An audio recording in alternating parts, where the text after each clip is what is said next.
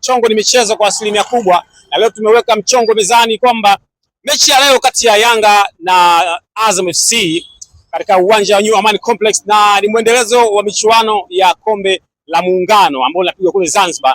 Leo majira saa 2:15 Azam FC atakuwa uwanjani akikabiliana na Yanga Sports Club, au sio?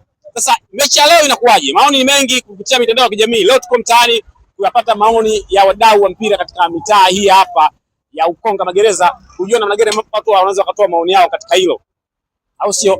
Brother huyu hapa, tupige na story kidogo tujue bana. Brother, inakuwaje?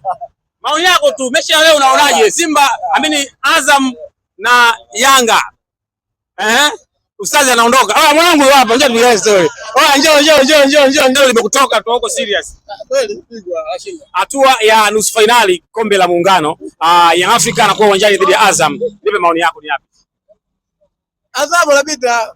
Kwa vigezo vipi? Young Africa ni timu kubwa, mbingwa mtetezi. Yanga anatuza nguvu, Yanga anatuza nguvu. Yanga anatuza nguvu. Kwa ajili ya nini? Kwa ajili ya dabi. Okay. So dabi umeigusia, dabi inapigwa Mbweni.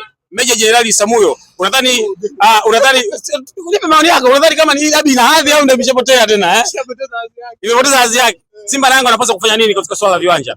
Watengeneze viwanja vyao. Watengeneze viwanja vyao.